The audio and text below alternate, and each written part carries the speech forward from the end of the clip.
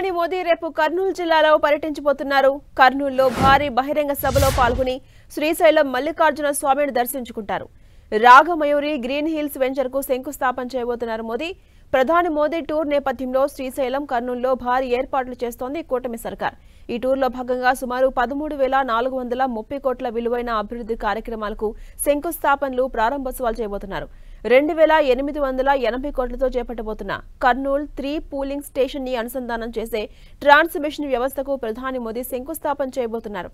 అలాగే 4,920 కోట్లతో ఓర్వకల్, కొప్పర్తి పారిశ్రామిక కారిడార్లలో పనులకు, పాపాగ్ని నదిపై నిర్మించిన వంతెనకు, గుండ్లపల్లి కనిగిరి బైపాస్ కు శంకుస్థాపన చేస్తారు మోదీ.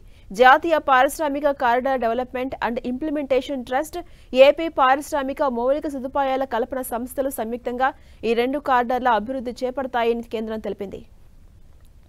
ఇక 2 కారిడార్లలో సుమారు 21,000 కోట్ల పెట్టుబడులను ఆకర్షించి సుమారు 1,00,000 మందికి ఉద్యోగ కల్పనకు కృషి చేస్తామని పేర్కొంది కూటమి సర్కార్. ఇది రాయలసీమ ప్రాంతంలో పారిశ్రామిక అభివృద్ధికి మరింత ప్రోత్సాహం ఇస్తుందని, అంతర్జాతీయ పోటీలో నిలిచేందుకు ఆస్కారం ఉంటుందని కేంద్రం భావిస్తోంది. 960 కోట్లతో అభివృద్ధి చేస్తున్న సబ్బవరం, షీలానగర్ మధ్య గ్రీన్ఫీల్డ్ రహదారి నిర్మాణానికి ప్రధాని శంకుస్థాపన చేయబోతున్నారు. 1,140 కోట్లతో చేపడుతున్నటువంటి పీలరు, కాలూరు మధ్య 4 లేన్ల రహదారి విస్తరణకు, గుడివాడ, న్యూజెల్ల మధ్య రైల్వే ఓవర్ బ్రిడ్జికి కూడా ప్రధాని మంత్రి చేతుల మీదుగా శంకుస్థాపనలు, ఏర్పాట్లు జరుగుతున్నాయి. 1,200 కోట్లతో చేపట్టిన కొత్త వలస విజయనగరం 4వ లేన్ను, పెందుర్తి, సింహాచలం మధ్య రైల్ ఓవర్ బ్రిడ్జిను కూడా ప్రారంభించబోతున్నారు మోదీ.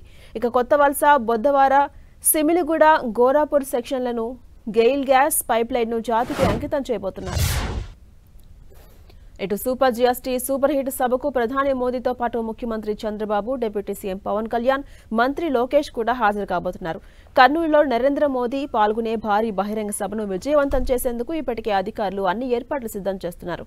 సుమారు 3 లక్షల మంది ప్రజలు హాజరయ్యే ఈ సభలో వారికి ఎలాంటి ఇబ్బందులు లేకుండా అన్ని జాగ్రత్తలు తీసుకుంటున్నారు.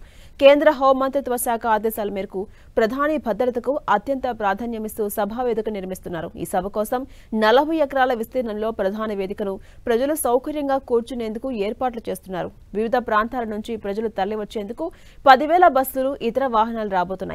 వాటిని నిలిపేందుకు 347 ఎకరాల్లో విశాలమైన ప్రాంగణాలను సిద్ధం చేస్తున్నారు. సభతో పాటు దీపావళి సందర్భంగా ఎల్లుండి నుంచి 19 వరకు జిల్లా కేంద్రాల్లో గ్రాండ్ జీఎస్టీ షాపింగ్ ఫెస్టివల్స్ నిర్వహించబోతున్నారు.